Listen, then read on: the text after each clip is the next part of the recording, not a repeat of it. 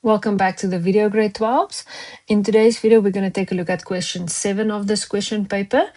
It says, use the diagram below to prove the statement that says the opposite angles of a cyclic quadrilateral are supplementary. And then at the bottom here, it says required to prove that angle A plus angle C is equal to 180 degrees. So we want to construct a radius OB and then also a radius OD.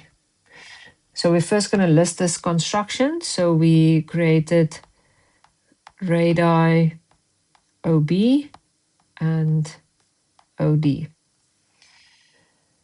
Now we can work towards C and then up towards A. So we know that this, which I'm now going to label O1, is an angle at the center, and it is twice the size of the angle at the circumference. So we can say that O1 equals twice the size of angle C, and that is because angle at center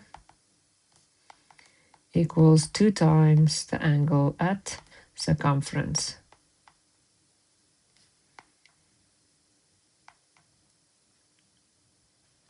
Then we're going to do exactly the same up to A. So this I'm going to call O2, and we've got angle A at the top there. So when we now work towards angle A, we know that O2 is twice angle A, and it's again the exact same reason. Angle at center equals 2 times the angle at circumference.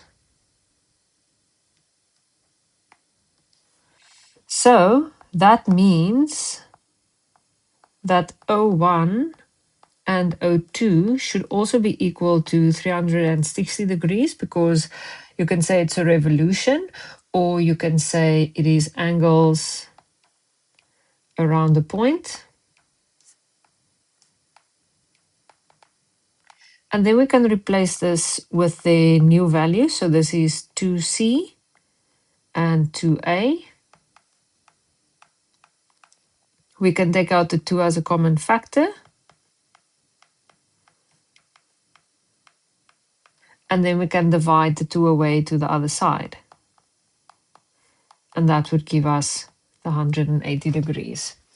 And we don't need any other reasons. That would be sufficient for this proof. The next part of this question says, given the cyclic quadrilateral EFGH, so EFGH,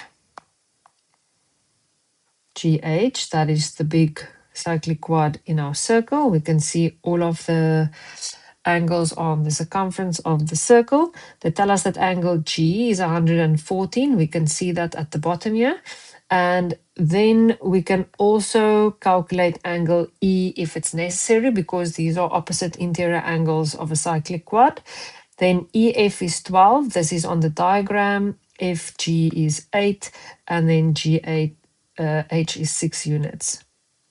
They also say, state all the relevant reasons with your statements. So the first one would be to determine the length of FH.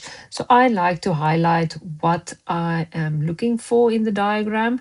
So we can see that FH is part of the bottom triangle, FGH, and it's part of the top triangle, FEH. Now, neither of these triangles are right angled. So usually when we want to calculate a side or an angle, we can use the sine or the cosine rule. If we look at what we have in the current diagram, in the bottom smaller triangle, we've got a side, an angle, and a side. Now, if I see side, angle, side, I know I need to use the cosine rule. So the cosine rule would have been FH squared equals FG squared plus GH squared minus 2 times these sides again times cos of angle G. Now to get FH alone, I'm going to square root the other side, and then I'm going to start substituting these values into my equation.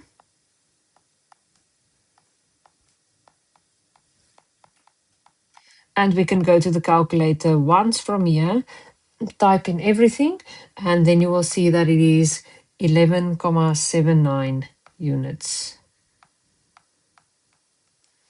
And I'm also going to put the 11,79 into my diagram, because maybe I'm going to need it for one of the next calculations. It then says calculate the size of H2 if H2 is an acute angle. So if I go and check on my diagram, I can see that H2 is in the bigger triangle, and we need to calculate an angle size. So currently what we have is a side opposite the angle, and we could either use the cos rule if we have the side angle side, or the sine rule if we've got a side opposite the angle and then another side opposite an angle. So it is possible to get angle E. Once we have that, we can use the sine rule. So the first thing I will do is just calculate the value of angle E. I will say that it is 180 minus the 114. This gives me 66 degrees. And then my reason would be opposite interior angles of a cyclic quad, or sup for supplementary. And now I can put in the 66 degrees on the diagram, and I can do the sine rule. So for me, it's just easier if I start with what I am trying to solve. So I'm going to say the angle at the top over its corresponding side, and then sin of the angle over its corresponding side that we just calculated. And then to get h alone, you can, if you want, first keep the sin here. The 12 will multiply to the other side. And then to get h2 alone, we will need to do second function sin of everything that's on the right-hand side.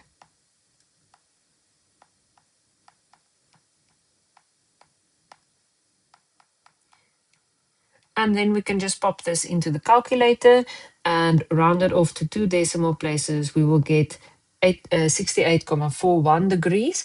And this is definitely an acute angle like they instructed us.